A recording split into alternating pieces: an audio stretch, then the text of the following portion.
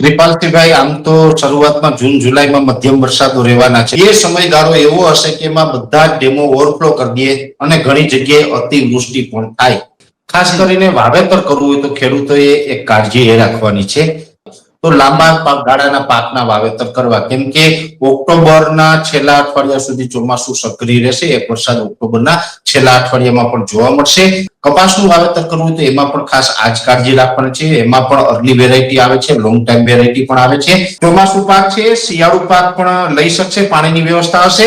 હાલ જોઈએ તો આજે 15 મે નો દિવસ છે. સામાન્ય રીતે ગુજરાતમાં ચોમાસાનો પ્રવેશ 15 જૂન આસપાસ થતો હોય છે અને તે મુજબ જોઈએ તો હવે રાજ્યમાં ચોમાસાની શરૂઆતને લઈ 1 મહિના જેટલો સમય બાકી છે. ત્યારે અમારી સાથેની વાતચીતમાં હવામાન નિષ્ણાંત પરેશભાઈ ગોસ્વામીએ જણાવ્યું છે કે આ વર્ષે આ પાકો માટે વર્ષ સારું રહેશે અને આ તારીખ સુધીમાં કુવા બોર છલકાઈ જાય તેવો વરસાદ પડવાની શક્યતાઓ છે. આ ઉપરાંત હવામાન વિભાગે પણ ચોમાસાની શરૂઆતને લઈ નવી અપડેટ જાહેર કરી છે. ત્યારે સૌપ્રથમ તો આપના વિસ્તારમાં હાલમાં કેવું વાતાવરણ જોવા મળી રહ્યું છે તે અને ખેતી કે પાકને લઈ આપને મૂંઝવતો કોઈ પણ પ્રશ્ન હોય તો તે કોમેન્ટ કરીને અમને જરૂરથી જણાવજો. આપનો પ્રશ્ન અમે હવામાન નિષ્ણાત પરેશભાઈ ગોસ્વામી સુધી પહોંચાડવાનો અવશ્ય પ્રયાસ કરીશું. નમસ્કાર, આપની સાથે હું છું કૃપાલસિંહ જાડેજા અને હવામાન વિભાગે ચોમાસાના પ્રવેશને લઈ શું મોટી આગાહી જાહેર કરી છે તે જાણીએ તે પહેલા અમારી સાથેની વાતચીતમાં હવામાન નિષ્ણાંત પરેશભાઈ ગોસ્વામીએ વાવણી અને વરસાદને લઈ શું કહ્યું છે તેના વિશે વિગતે વાત કરીએ. વાત ગુજરાતી પર. હાલ જોઈએ તો દેશમાં એક બાજુ ભારે વરસાદ અને સાથે વાવાઝોડું જોવા મળી રહ્યું છે, તો બીજી બાજુ ગુજરાત સહિત અનેક રાજ્યોમાં ઊંચું તાપમાન જોવા મળી રહ્યું છે. ત્યારે ખેડૂતોના મનમાં સૌથી મોટો પ્રશ્ન એ છે કે આ વખતે ચોમાસા દરમિયાન વાવણી કરવામાં શું ધ્યાન રાખવું જોઈએ અને હા, આ વખતે નદી નાળા ભરાઈ જાય અને કુવા બોર છલકાઈ જાય તેવા વરસાદ પડશે કે કેમ, તો તેને લઈ પરેશભાઈ ગોસ્વામીએ શું કહ્યું છે આવો જાણીએ. વાવણીને લઈને મેં આપને જણાવ્યું કે 2 થી 3 રાઉન્ડમાં વાવણી થવાની છે ને કુવા બોર ભરાશે, ડેમો છલકાશે, એટલે એ કોઈ ચિંતાનું કારણ નથી. ખાસ કરીને વાવેતર કરવું હોય તો ખેડૂતોએ એક કાળજી એ રાખવાની છે કે જ્યારે પણ આપણે એડવાન્સમાં વાવેતર કરીએ, કોઈ ખેડૂત ભાઈને પાણીની વ્યવસ્થા હોય ને ઓરવીને વાવેતર કરતા હોય તો લાંબા ગાળાના પાકના વાવેતર કરવા, કેમ કે ઓક્ટોબરના છેલ્લા અઠવાડિયા સુધી ચોમાસું સક્રિય રહેશે. એક વરસાદ ઓક્ટોબરના છેલ્લા અઠવાડિયામાં પણ જોવા મળશે. એટલે લાંબા ગાળાના જે પાક છે, એટલે કે મગફળી વાવતા હોય તો મગફળીની અંદર G20 છે, GG128 છે, G32 નંબર છે, જેને આપણે BT32 થી ઓળખીએ છીએ. આ બધી મગફળીની જાતો છે ને એ બધી મગફળી લાંબા ગાળાની છે.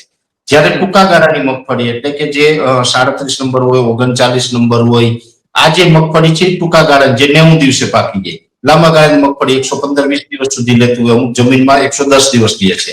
તો લાંબા ગાળાની મગફળીનું વાવેતર એડવાન્સમાં કરવાનું હોય તો એ બેસ્ટ રહેશે. જો ટૂંકા ગાળાની મગફળીનું વાવેતર કરવું હોય તો જૂન એન્ડમાં અથવા તો જુલાઈમાં વાવેતર થાય એ મિત્રો છે ટૂંકા ગાળાની મગફળી વાવી શકે. કપાસનું વાવેતર કરવું તો એમાં પણ ખાસ આ જ કાળજી રાખવાની છે. એમાં પણ અર્લી વેરાયટી આવે છે, લોંગ ટાઈમ વેરાયટી પણ આવે છે. વહેલું વાવેતર કરવાનું હોય તો લોંગ ટાઈમ વેરાયટી બેસ્ટ છે, નહીં તો ટૂંકી વેરાયટી. બીજું ખાસ ગુજરાતની અંદર એરંડા, તુવેર અને સોયાબીન, આનું વાવેતર પણ ચોમાસા પાક તરીકે બહુ મોટું થાય છે. એટલે આ 3 પાક એવા છે કે જે સોયાબીન છે, એરંડા છે, તુવેર છે, એનું વાવેતર ઓગસ્ટ મહિનો છે આપણે બેસ્ટ. એટલે એમાં પણ ખાસ કરીને તુવેર અને એરંડા. સોયાબીન છે જે તમે જુલાઈ મહિનામાં વાવો તો કોઈ ચિંતાનું કારણ નથી, સોયાબીન વાવી શકાય જુલાઈ મહિનાની અંદર. બાકી તો એરંડા ને જે તુવેર છે એ ઓગસ્ટમાં વાવે તો બેસ્ટ રહેશે.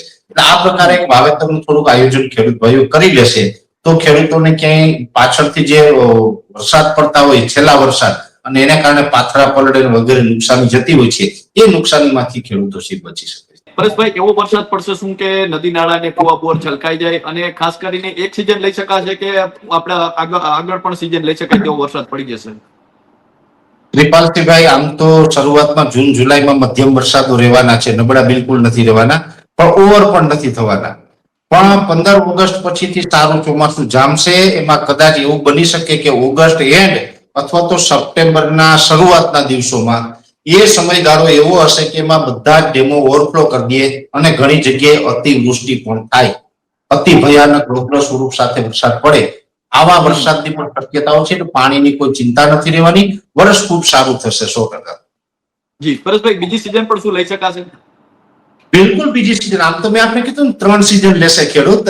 એક તો આપણે ચોમાસુ પાક છે, શિયાળુ પાક પણ લઈ શકશે, પાણીની વ્યવસ્થા હશે, અને ઘણા વિસ્તારમાં ખેડૂતો છે એ સમયસર હાર્વેસ્ટિંગ થશે તો ઉનાળુ પાક પણ લેશે. એટલે 3 સિઝન લઈ શકાશે, એવું કોઈ ચિંતાનું કારણ નથી આમાં. તો આ તો હતા હવામાન નિષ્ણાંત પરેશભાઈ ગોસ્વામી. પરેશભાઈ જે રીતે વાવણીને લઈને આપણી સાથે મહત્વની વાત કરી છે, ખાસ કરીને જે 2026 નું ચોમાસું છે તે કેવું રહેશે, તેમાં વાવણી કેવી થશે. આ ઉપરાંત પણ પરેશભાઈ ગોસ્વામીએ જણાવ્યું છે કે આપણે 15 જૂન આસપાસ ગુજરાતમાં ચોમાસાનો પ્રવેશ થાય તેવી શક્યતાઓ છે, અને તે પણ સીમિત વિસ્તારો એટલે કે ખૂબ જ ઓછા વિસ્તારોમાં વાવણીનો લાભ મળે તેવો વરસાદ હશે. બીજો રાઉન્ડ આવશે જૂન મહિનામાં, અને તે હશે 22 થી લઈને 27 જૂન, જે વધારે વિસ્તારોને લાભ આપશે, જેમાં દક્ષિણ ગુજરાત, મધ્ય ગુજરાત અને સૌરાષ્ટ્રના અનેક વિસ્તારોને લાભ મળશે.